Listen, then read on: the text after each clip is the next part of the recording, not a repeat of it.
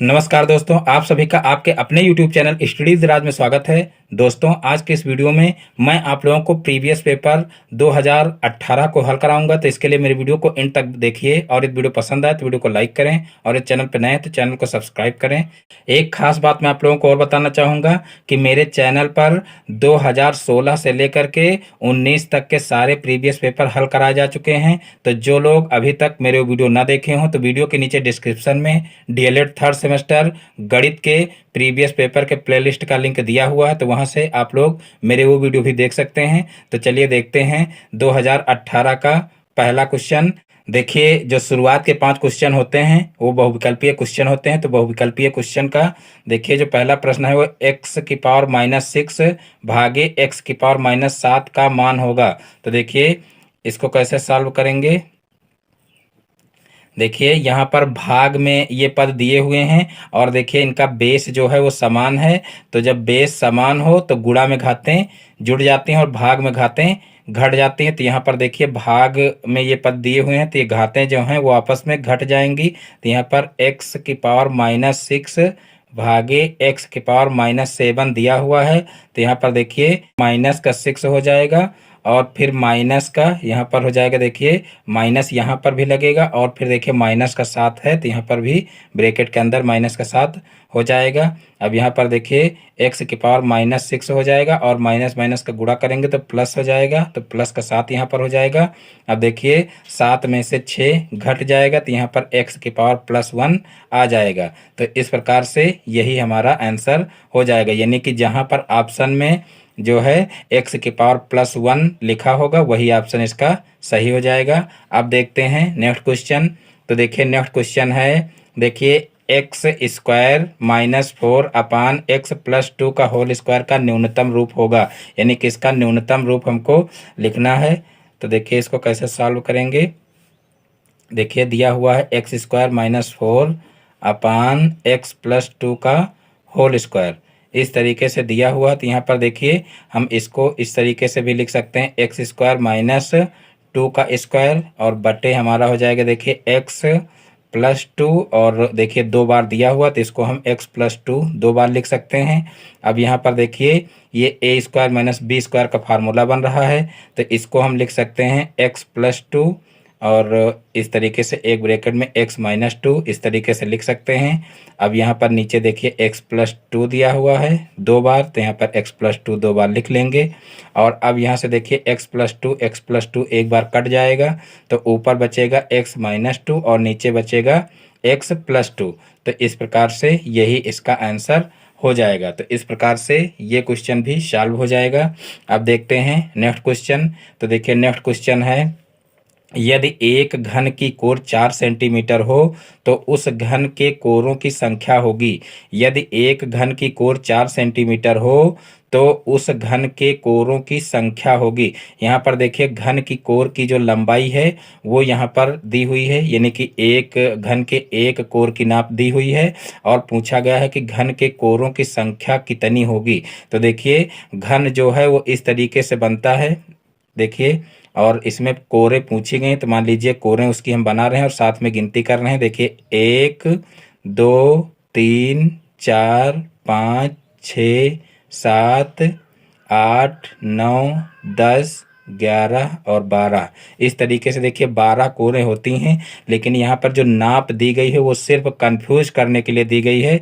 इस नाप का इसमें कोई मतलब नहीं है। चाहे 2 सेंटीमीटर की कोर हो और चाहे 50 सेंटीमीटर की कोर हो, उस घन में कोरों की संख्या हमेशा जो है वो 12 ही रहेगी, क्योंकि जो घन हो चाहे घनाभ हो, दोनों में जो कोरों की संख्या होती है वो हमेशा जो है 12 ही रहती है। और जो फलक होते हैं वो हमेशा 6 रहते हैं और जो कोने होते हैं ये इस तरीके से इनको शीर्ष भी बोलते हैं, तो ये जो है ये 8 होते हैं।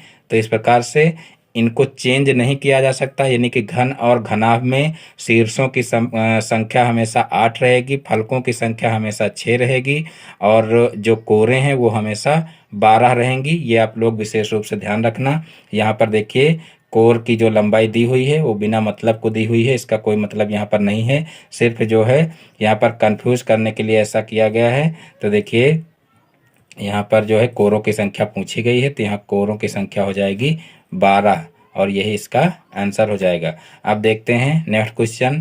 तो देखिए नेक्स्ट क्वेश्चन है log 169 बेस में 13 दिया हुआ है का मान होगा, यानी कि इसका मान हमको निकालना है।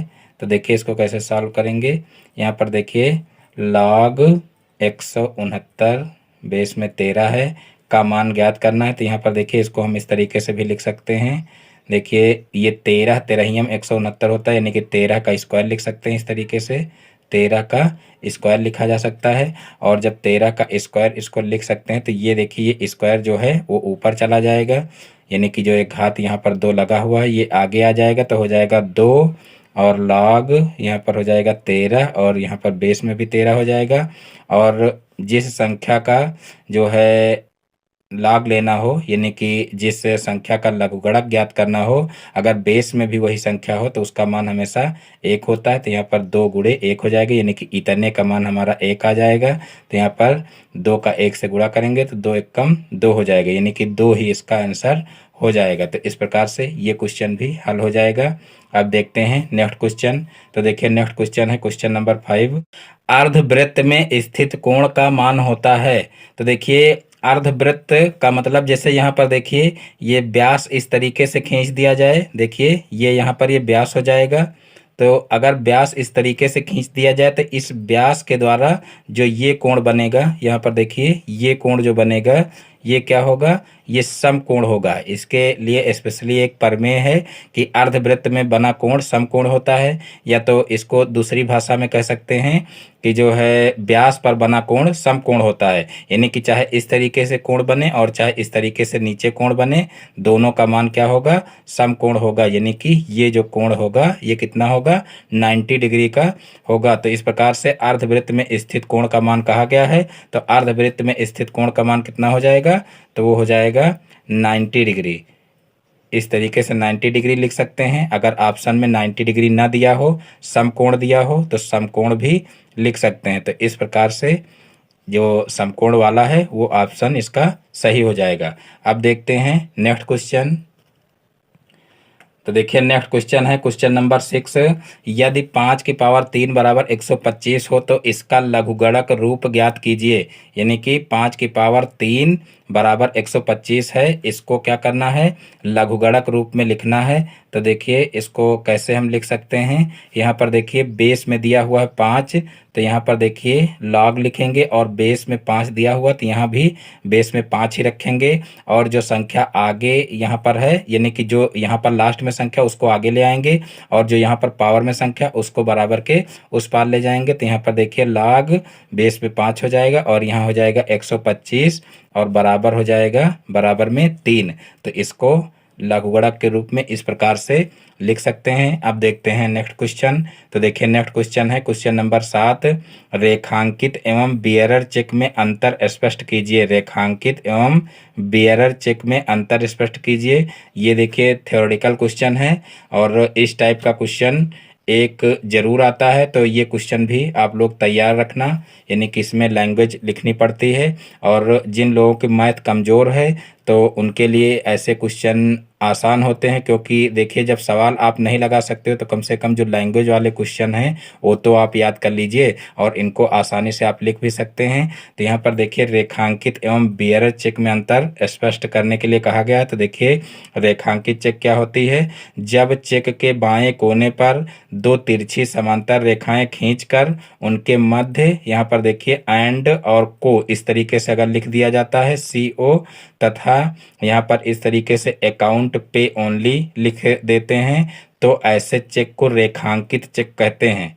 और देखिए जब अकाउंट पे ओनली लिखे चेक का भुगतान चेक धारक अपने खाते में ही जमा करके प्राप्त कर सकता है, यानी कि अगर इस तरीके से अकाउंट पे ओनली लिखा हो तो क्या होता है कि चेक का भुगतान चेक धारक अपने खाते में ही जमा करके प्राप्त कर सकता है। किंतु यदि एंड को इस तरीके से लिखा हो तो एंड को वाला क्रॉस चेक दूसरे के चालू खाते में भी जमा करके उस पर लिखी धनराशि प्राप्त की जा सकती है। तो ये होती है रेखांकित चेक।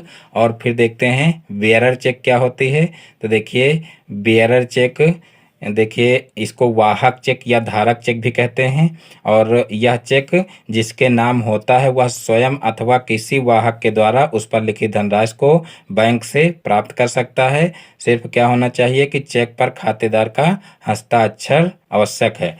अब देखते हैं नेक्स्ट क्वेश्चन। तो देखिए नेक्स्ट क्वेश्चन है, यदि 8x व 18 समानुपात में हो तो x का मान ज्ञात कीजिए। यानी कि यहाँ पर देखिए 8x और 18 समानुपात में अगर हों तो हमको x की वैल्यू ज्ञात करनी है। तो देखिए इसको कैसे सॉल्व करेंगे।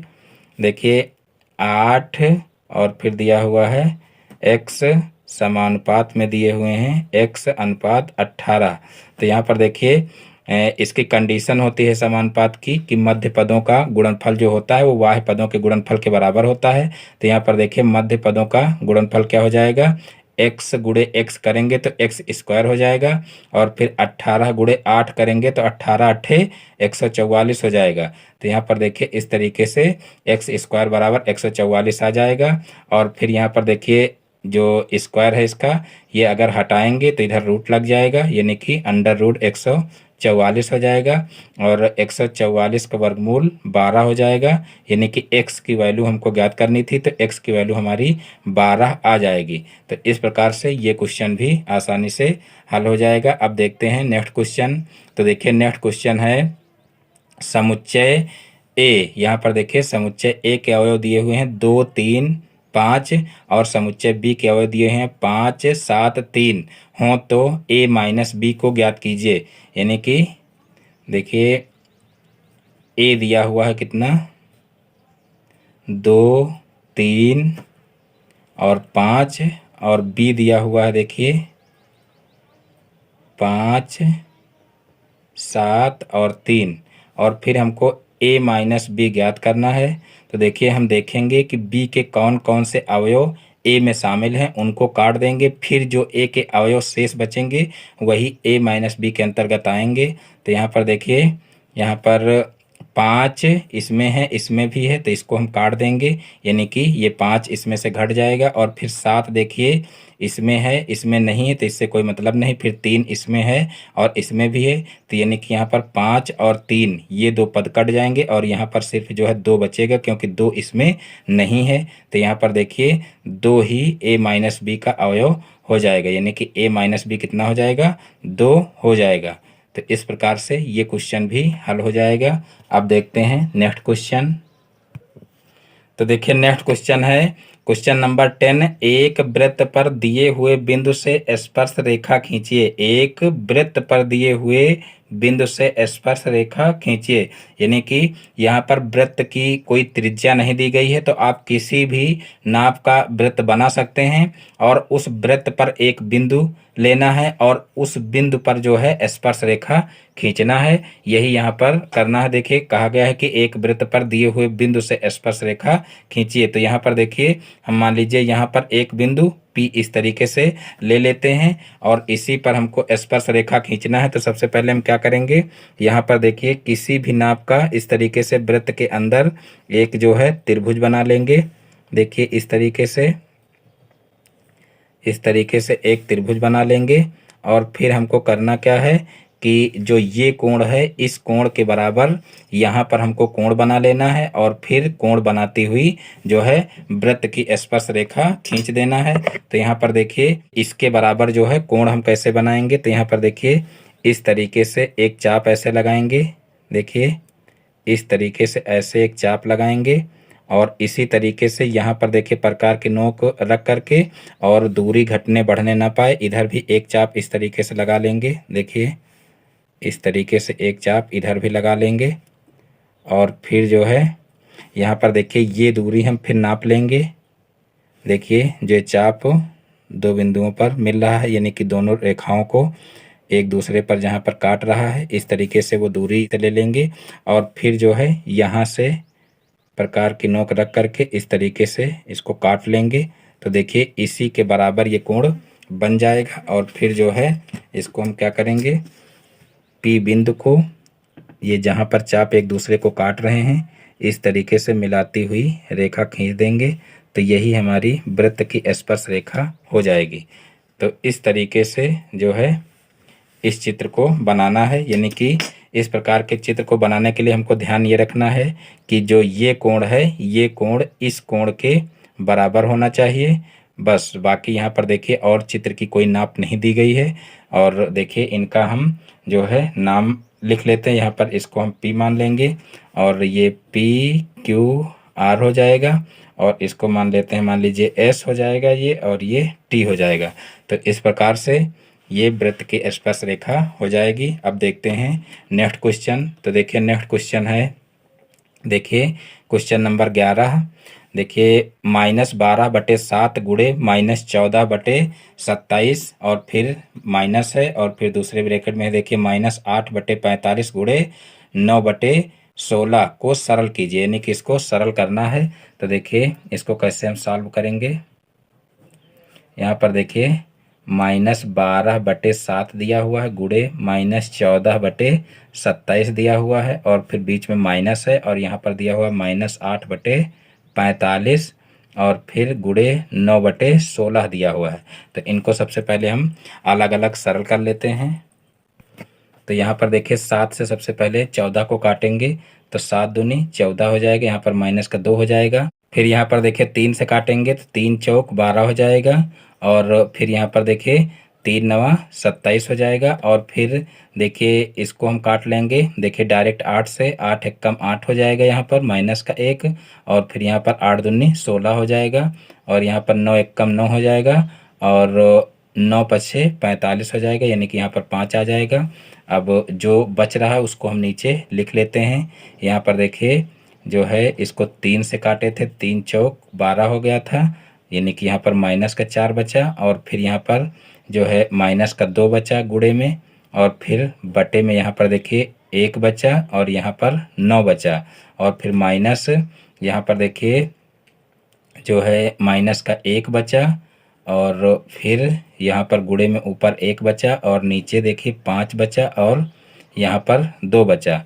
अब इनका गुणा करके लिख लेते हैं। तो यहाँ पर देखिए माइनस माइनस का गुणा प्लस हो जाएगा, और 4 दूना 8 हो जाएगा। तो यहाँ पर 8/9 हो जाएगा, और फिर यहाँ पर बीच में माइनस है तो माइनस लगाएंगे, और फिर देखिए 1 1 का गुणा होगा, और माइनस का चिन्ह है इसलिए यहाँ पर माइनस का 1 हो जाएगा, और जब ये माइनस बाहर आएगा तो प्लस का जो है प्लस का 1 हो जाएगा, और फिर बटे यहाँ पर 5 दूना 10 हो जाएगा।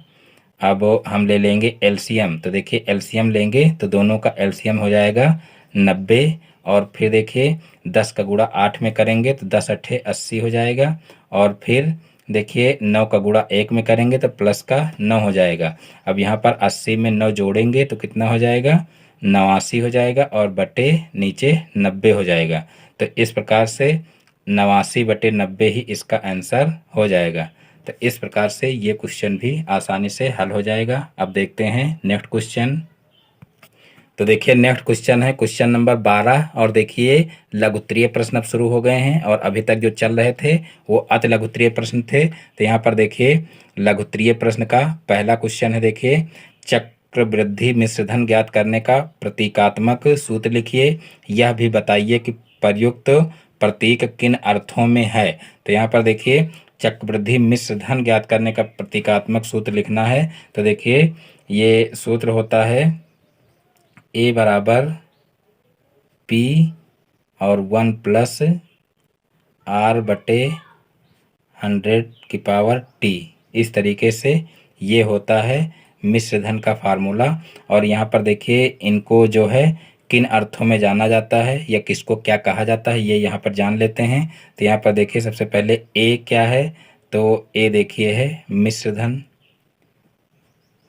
A क्या है, मिश्रधन है, इसको इंग्लिश में अमाउंट बोलते हैं, अमाउंट। और फिर देखिए R दिया हुआ है तो R हो जाएगा रेट, जिसको हिंदी में बोलते हैं दर। और फिर देखिए क्या है, P है, यहाँ पर देखिए P छूट गया है, P क्या हो जाएगा, तो P हो जाएगा प्रिंसिपल, प्रिंसिपल इसको मूलधन बोलते हैं, मूलधन। और फिर देखिए R हो चुका है और T यहाँ पर दिया हुआ है तो T देखिए हो जाएगा T फॉर टाइम, यानी कि हिंदी में इसको समय बोलते हैं। तो इस प्रकार से ये फार्मूला हमारा हो जाएगा A बराबर P1+R/100 की पावर T। तो ये हो जाएगा A बराबर अमाउंट हो जाएगा, R फॉर रेट हो जाएगा, P फॉर प्रिंसिपल और T फॉर टाइम हो जाएगा।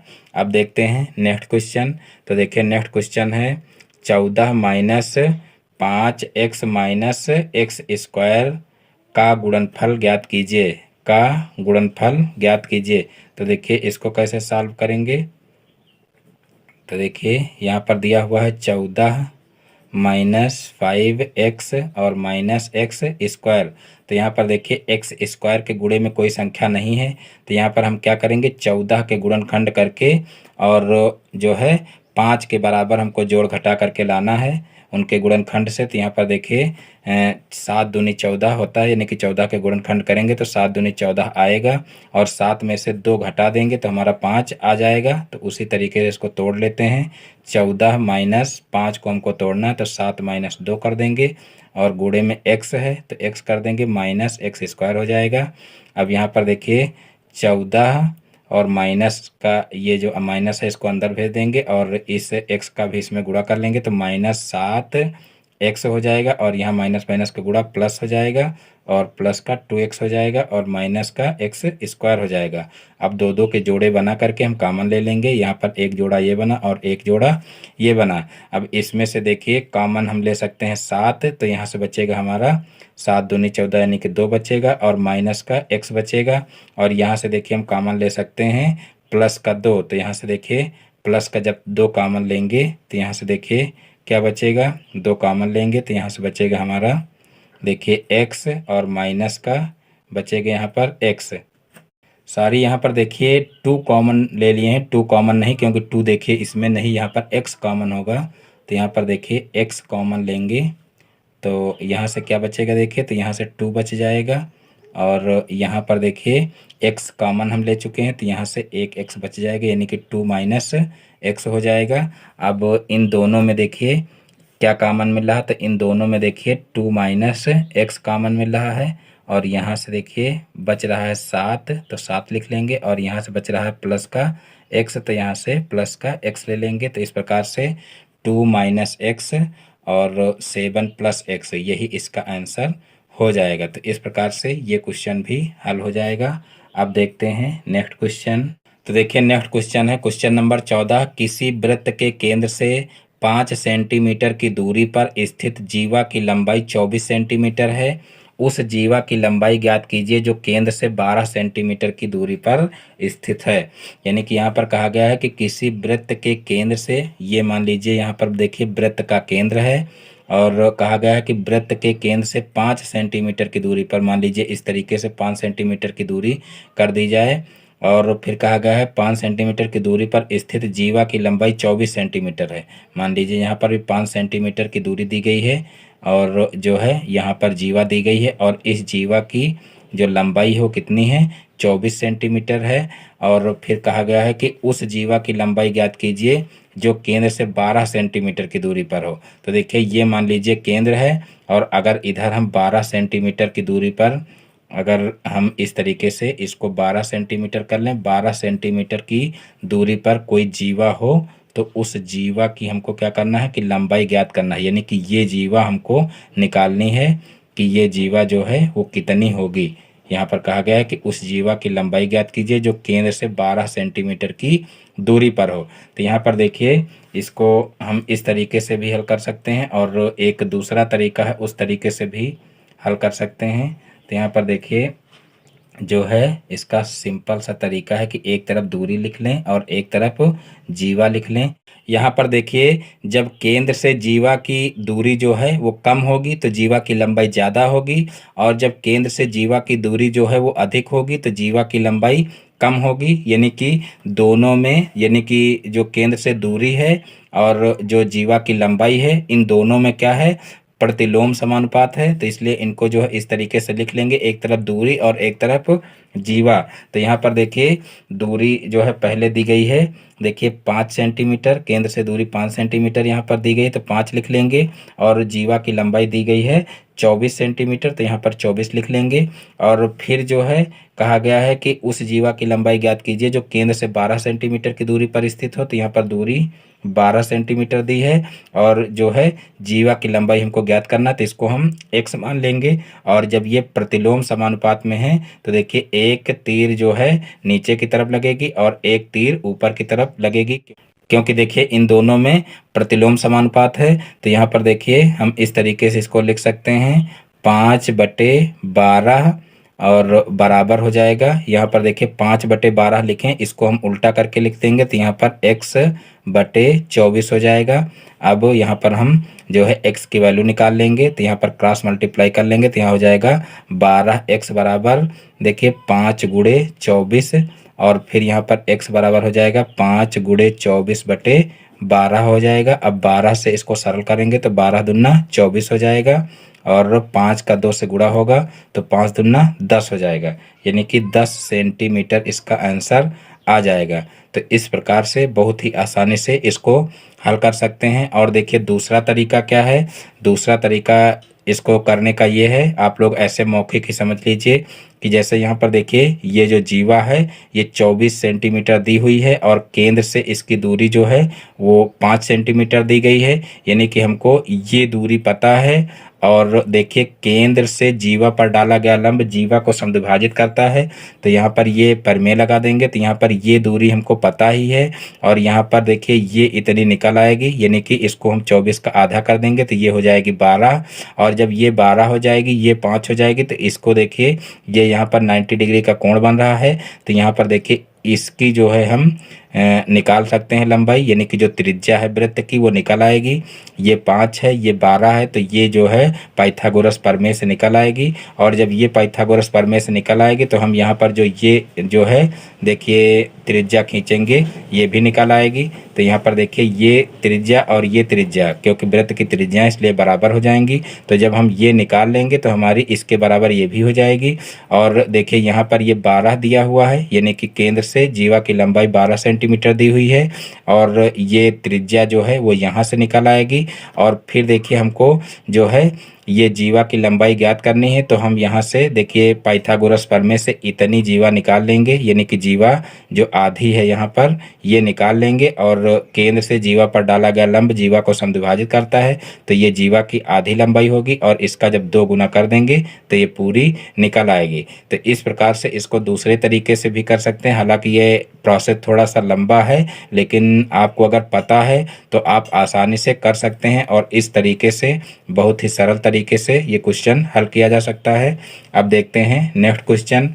तो देखिए नेक्स्ट क्वेश्चन है 10 सेंटीमीटर भुजा के दो घनों को बराबर सटाकर रखने से प्राप्त घनाभ का संपूर्ण पृष्ठ ज्ञात कीजिए।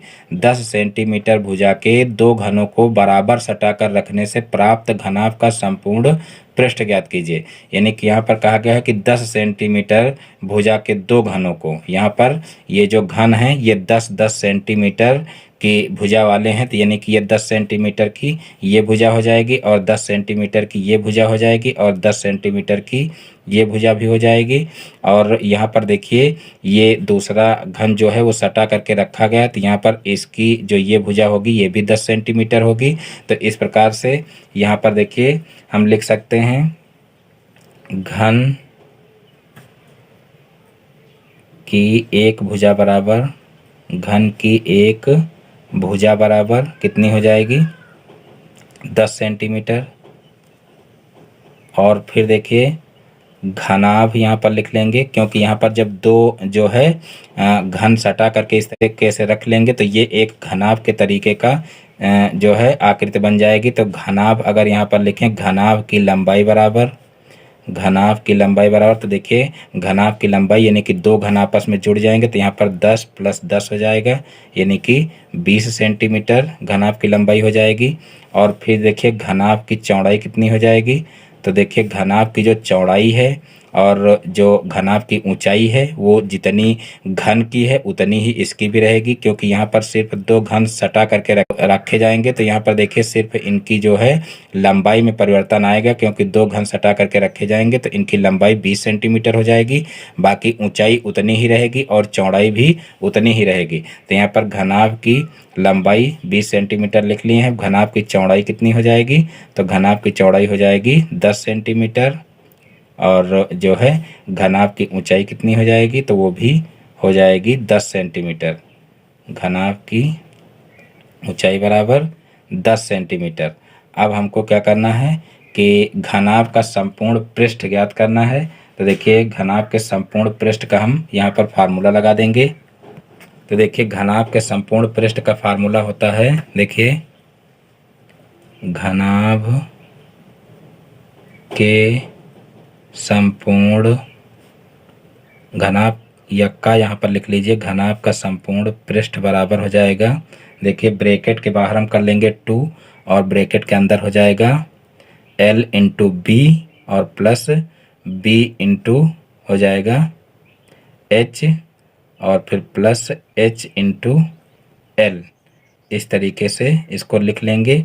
और फिर यहाँ पर देखिए 2 हो जाएगा, L का मतलब यहाँ पर हो जाएगा लंबाई, तो देखिए लंबाई है 20 और फिर गुणे चौड़ाई, चौड़ाई 10 है, और फिर प्लस यहाँ पर देखिए चौड़ाई कितनी है 10 है, तो यहाँ पर 10 लिख लेंगे, और फिर गुणे ऊंचाई कितनी है तो 10 है, यहाँ पर 10 लिख लेंगे, और फिर ऊंचाई कितनी है 10 है तो 10 लिख लेंगे, और फिर लंबाई 20 है तो यहाँ पर 20 लिख लेंगे। अब इन सभी का गुणा करके जोड़ लेंगे, तो यहाँ पर देखिए 2 हो जाएगा। अब यहाँ पर 20 का 10 में गुणा करेंगे तो 20 दहम्मा 200 हो जाएगा, और प्लस यहाँ पर 10 का 10 में गुणा करेंगे तो 10 दहम्मा 100 हो जाएगा, और फिर प्लस यहाँ पर 10 में 20 का गुणा करेंगे तो 10 दूना, यहाँ पर देखिए 10 दूना 20 हो जाएगा, और एक जीरो और बढ़ा देंगे तो 200 हो जाएगा। अब इन सभी को जोड़ करके 2 से गुणा कर देंगे, तो देखिए 2 2 4 1 5 यानी कि 500 हो जाएगा, और 500 का 2 से गुणा करेंगे तो 5 दूना 10 यानी कि 1000 हमारा आ जाएगा। तो इस प्रकार से 1000 जो है वर्ग सेंटीमीटर हमारा आंसर आ जाएगा, क्योंकि संपूर्ण पृष्ठ ज्ञात करना था तो इसको हम वर्ग सेंटीमीटर में लिखेंगे। तो 1000 वर्ग सेंटीमीटर ही इसका आंसर हो जाएगा। तो इस प्रकार से ये क्वेश्चन भी हल हो जाएगा। अब देखते हैं नेक्स्ट क्वेश्चन। तो देखिए नेक्स्ट क्वेश्चन है, साधारण ब्याज की दर से 2500 रुपये का 2 वर्ष 6 माह का 6% वार्षिक दर से ब्याज तथा मिश्र धन ज्ञात कीजिए। 6% वार्षिक दर से ब्याज तथा मिश्र धन ज्ञात कीजिए। तो देखिए इस क्वेश्चन को कैसे हल करेंगे। तो यहाँ पर देखिए P दिया हुआ है, यानी कि मूलधन हमारा दिया हुआ है 2500 रुपये, तो उसको लिख लेते हैं। और फिर देखिए यहाँ पर जो है समय दिया हुआ है, समय दिया हुआ है देखिए 2 वर्ष 6 माह, यानी कि 2 वर्ष 6 माह का मतलब हम इसको लिख सकते हैं, देखिए जो है 2.5 वर्ष, यानी कि 2 सही 1/2 वर्ष कह सकते हैं इसको। और जो है अगर पॉइंट में हम लिखना चाहें तो 2.5 वर्ष भी इसको लिख सकते हैं। तो इस प्रकार से ये हमारा समय हो जाएगा, और जो दर है वो दी हुई है 6%। तो यहाँ पर देखिए जो है मूलधन दिया हुआ है, समय दिया हुआ है, दर दी हुई है, और हमको क्या करना है साधारण ब्याज जो है निकालना है, और साधारण ब्याज निकाल करके जो है मिश्र धन भी ज्ञात करना है। तो यहाँ पर देखिए जो है हम साधारण ब्याज का सीधे से फार्मूला लगा देंगे। साधारण ब्याज बराबर हो जाएगा P गुणे R गुणे T बटे 100। अब यहाँ पर देखिए P कितना दिया हुआ है 2500, और फिर गुणे देखिए R कितना दिया हुआ है, R दिया हुआ है 6%, और फिर गुणे देखिए समय दिया हुआ है 2.5 वर्ष, और फिर यहाँ पर बटे हो जाएगा 100। अब यहाँ पर देखिए 0 से 0 कैंसिल हो जाएंगे, और फिर यहाँ पर देखिए 25 का 25 से गुणा करेंगे तो 25 का 25 से गुणा करेंगे तो 625 हो जाएगा। तो यहाँ पर देखिए 625 लिख लेंगे, और फिर एक अंक के बाद यहाँ पर दशमलव है तो इसलिए यहाँ पर एक अंक के बाद दशमलव लग जाएगा, और फिर गुणे यहाँ पर हो जाएगा 6, और फिर 6 से इसका गुणा करेंगे तो 6 पंचे 30, 30 का 0 हो जाएगा, और फिर 6 का 6 6 दून 12 हो जाएगा, और 12 3 15, 15 का 5 हो जाएगा, और फिर देखिए 6 छाक 36 और 1 37 हो जाएगा। यानी कि यहाँ पर देखिए एक अंक के बाद दशमलव है तो एक अंक के बाद दशमलव लगा देंगे, यानी कि यहाँ पर 375 रुपया हमारा साधारण ब्याज आ जाएगा। अब देखिए हमको निकालना है मिश्र धन, तो यहाँ पर मिश्र धन का फार्मूला लगा देते हैं। देखिए मिश्र धन बराबर होता है मूलधन प्लस ब्याज। तो इस तरीके से यहाँ पर एक फार्मूला लिख देंगे, मिश्र धन बराबर मूलधन प्लस ब्याज, मूलधन प्लस ब्याज। तो यहाँ पर देखिए मूलधन कितना दिया हुआ है, 2500 रुपया दिया हुआ है, और फिर ब्याज देखिए हम निकाले हैं, ब्याज कितना निकला है 375 रुपये। अब इन दोनों को जोड़ देंगे, तो देखिए जोड़ेंगे तो कितना हो जाएगा यहाँ पर 5 7 5 3 8, और फिर यहाँ पर हो जाएगा 2, यानी कि 2875 रुपया हमारा आ जाएगा। तो इस प्रकार से 2875 रुपया ही आंसर हो जाएगा। तो इस तरीके से ये क्वेश्चन भी सॉल्व हो जाएगा। अब देखते हैं नेक्स्ट क्वेश्चन। तो देखिए नेक्स्ट क्वेश्चन है क्वेश्चन नंबर 17। यदि निम्नलिखित आंकड़ों का समांतर माध्य 21.5 हो तो के का मान ज्ञात कीजिए। तो देखिए यहाँ पर पद दिए हुए हैं 5 और फिर 15 दिया हुआ है, 25, 35 और 45, और फिर बारंबारता दी हुई है 6, 4, 3 और फिर के दिया हुआ और फिर 2, और हमको क्या करना है कि के का मान ज्ञात करना है। तो यहाँ पर देखिए हम पद जो है वो इस तरीके से लिख लेंगे, इनको हम x मान लेंगे और ये इसकी बारंबारता हो जाएगी। तो देखिए बारंबारता हम इधर लिख लेंगे और इसको हम f मान लेंगे, और यहाँ पर देखिए हम f इंटू एक्स निकाल लेंगे। तो देखिए f इंटू एक्स यानी कि इन दोनों का हमको गुणा करना है, तो 6 पंचे 30 हो जाएगा यहाँ पर, और फिर देखिए 15 का 4 से गुणा करेंगे तो यहाँ पर देखिए 15 चौको 60 हो जाएगा, और फिर देखिए 25 तिहाई 75 हो जाएगा, और फिर देखिए 35 का के से गुणा करेंगे तो यहाँ पर 35 के हो जाएगा, और फिर देखिए 45 का 2 से गुणा करेंगे तो 45 दूना 90 हो जाएगा। अब यहाँ पर हम सिग्मा एफ एक्स ज्ञात कर लेंगे, यानी कि इन सभी का योग ज्ञात कर लेंगे। तो देखिए यहाँ पर 35 के जो है 35 के ही रहेगा, यानी कि इसको हम किसी में जोड़ नहीं सकते हैं, और इन संख्याओं को बाकी संख्याओं को जो है जोड़ लेते हैं। तो यहाँ पर देखिए 30 और 60 जोड़ेंगे तो 90 हो जाएगा, और 90 में 75 जोड़ेंगे तो 165 हो जाएगा, और 165 में 90 जोड़ेंगे तो 255 हो जाएगा, यानी कि 255 इस तरीके से 255 प्लस 35 के इसको लिखा जा सकता है। तो इस प्रकार से ये सिग्मा एफ एक्स हो जाएगा। अब यहाँ से हम सिग्मा एफ ज्ञात कर लेते हैं, यानी कि इनका भी योग ज्ञात कर लेते हैं। तो देखिए 6 4 10 हो जाएगा, और 10 3 13 हो जाएगा, और 13 2 15 हो जाएगा, यानी कि 15 प्लस के सिग्मा एफ निकल आएगा। अब हमको समांतर माध्य ज्ञात करना है, तो सीधे से हम समांतर माध्य का फार्मूला लगा देते हैं। समांतर माध्य बराबर, तो देखिए समांतर माध्य का फार्मूला होता है सिग्मा एफ एक्स अपान सिग्मा एफ। तो यहाँ पर देखिए सिग्मा एफ एक्स है देखिए 255 और प्लस 35 के, और बटे सिग्मा एफ हो जाएगा जो है 15 प्लस के, और फिर देखिए हम क्या करेंगे, यहाँ पर जो है समांतर माध्य दिया हुआ है 21.5, तो यहाँ पर समांतर माध्य की जगह पर 21.5 लिख लेंगे। अब यहाँ पर बटे में 1 कर लेंगे और यहाँ पर क्रॉस मल्टीप्लाई करा देंगे। तो देखिए क्रॉस मल्टीप्लाई करेंगे तो यहाँ पर देखिए हो जाएगा 21.5 और ब्रैकेट में हो जाएगा 15 प्लस के, और बराबर हो जाएगा 255 प्लस 35 के, और जब इसका देखिए गुणा करेंगे तो यहाँ पर 15 पछे 75, 75 का 5 हो जाएगा, और फिर 15 एकम 15, और 15 और 7 22, 22 का 2 हो जाएगा, और फिर 15 दूना 30 हो जाएगा, 30 2 32 हो जाएगा। अब एक अंक के बाद दशमलव है तो एक अंक के बाद दशमलव लगा देंगे, और फिर जब इसका गुणा के में करेंगे तो यहाँ पर प्लस का हो जाएगा 21.5 के, और बराबर हो जाएगा 255 प्लस 35 के। अब जो है के वाले पद एक तरफ कर लेंगे और जो अचर पद हैं उनको एक तरफ कर लेंगे।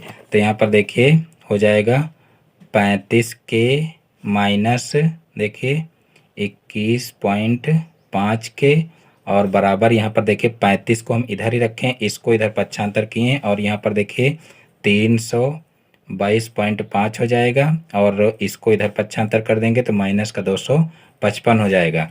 अब यहाँ पर देखिए 35 में से 21.5 को हमको घटाना है, तो 35 में से जो है 21.5 घटाएंगे तो हमारा आ जाएगा 13.5 के। और फिर जो है यहाँ पर देखिए हमको 322.5 में से 255 को घटाना है, तो ये हमारा आ जाएगा 67.5। इसको आप लोग घटा करके देख भी सकते हैं।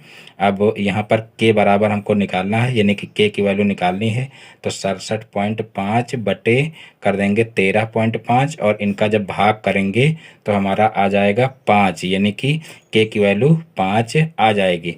तो इस प्रकार से यही इसका आंसर हो जाएगा। अब देखते हैं नेक्स्ट क्वेश्चन। तो देखिए नेक्स्ट क्वेश्चन है क्वेश्चन नंबर 18। चित्र में ओ वृत्त का केंद्र है। देखिए कहा गया है कि चित्र में ओ वृत्त का केंद्र है, फिर कोण ओ बी सी बराबर 15 डिग्री दिया हुआ है, तो कोण बी ए सी तथा बी ई सी ज्ञात कीजिए। यानी कि कोण बी ए सी ये वाला कोण ज्ञात करना है और बी ई सी यानी कि ये कोण ज्ञात करना है। तो यहाँ पर देखिए हम इसको कैसे सॉल्व करेंगे। देखिए ये कोण दिया हुआ, तो यहाँ पर सीधे से हम लिख लेंगे ओ बी बराबर ओ सी, क्योंकि ये वृत्त की त्रिज्याएं हैं। यहाँ पर लिख लेंगे चूंकि ये त्रिज्याएं हैं इसलिए बराबर होंगी, और जब ये त्रिज्याएं हैं बराबर होंगी तो इनके सामने के जो कोण हैं वो भी बराबर होंगे। यानी कि यहाँ पर लिख लेंगे इसलिए कोण ओ बी सी बराबर हो जाएगा कोण बी सी ओ, यानी कि ये कोण और ये कोण बराबर हो जाएगा और ये हो जाएगा कितना 15 डिग्री, क्योंकि ये 15 डिग्री दिया है तो ये भी 15 डिग्री हो जाएगा। और फिर त्रिभुज ओ बी सी में अगर इन तीनों कोणों को देखा जाए तो तीनों अंतः कोणों का योग 180 डिग्री हो जाएगा। और कोण अगर हमको निकालना हो बी ओ सी यानी कि ये कोण निकालना हो तो हम क्या करेंगे, यहाँ पर जो है 180 माइनस कर देंगे। देखिए ये दोनों कोण यानी कि 15 डिग्री और प्लस 15 डिग्री, यानी कि ये दोनों कोण अगर जोड़ करके घटा दें 180 में से तो ये कोण हमारा निकल आएगा। तो वही काम यहाँ पर कर लेंगे।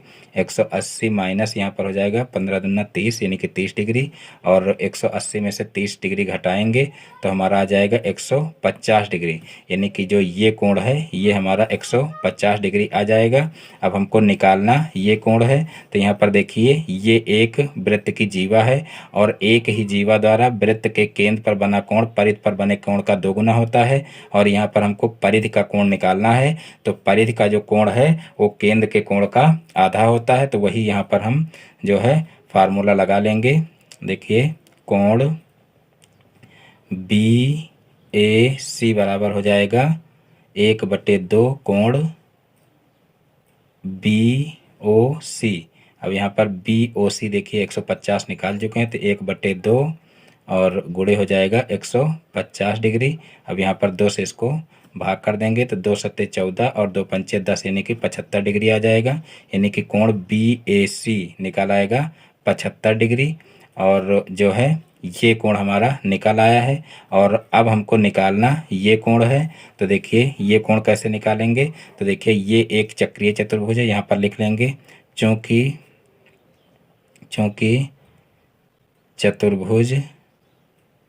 चतुर्भुज ए बी सी ई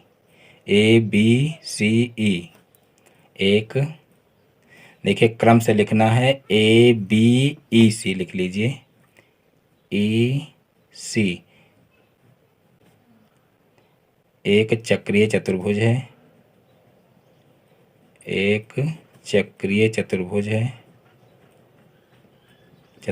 और जब ये चक्रीय चतुर्भुज है तो इसके जो सम्मुख कोण हैं उनका योग कितना होगा, वो 180 डिग्री होगा। तो यहाँ पर हम इस तरीके से लिख सकते हैं कोण बी ए सी प्लस कोण बी ई सी बराबर होगा 180 डिग्री के, क्योंकि सम्मुख कोणों का योग जो है 180 डिग्री होता है। तो यहाँ पर हम BAC निकाल चुके हैं 75 डिग्री, तो यहाँ पर हम 75 डिग्री रख देंगे मान, और BEC हमको निकालना है। यहाँ पर देखिए प्लस रहेगा, और BEC निकालना है, तो कोण BEC बराबर हो जाएगा 180 डिग्री। अब यहाँ पर कोण BEC बराबर हो जाएगा 180 डिग्री माइनस 75 डिग्री। अब 180 में से 75 को घटाएंगे तो हमारा 105 डिग्री आ जाएगा। तो इस प्रकार से कोण BEC यानी कि ये कोण हमारा 105 डिग्री आ जाएगा। तो इस प्रकार से 2018 के प्रीवियस ईयर के पेपर के सारे क्वेश्चन आसानी से हल हो जाएंगे। मैं उम्मीद करता हूं कि इसके सारे क्वेश्चन आप लोगों को बहुत ही अच्छे समझ में आ गए होंगे। दोस्तों, यदि हमारा वीडियो पसंद आया हो तो वीडियो को लाइक करें, और इस चैनल पर नए हैं तो चैनल को सब्सक्राइब करें और बेल आइकन को प्रेस कर लें, जिससे हमारे आगे आने वाली वीडियो का नोटिफिकेशन आपके मोबाइल पर सबसे पहले पहुँचे। फिर मिलते हैं अपने नेक्स्ट वीडियो में एक नए टॉपिक के साथ में। तब तक के लिए जय हिंद, वंदे मातरम।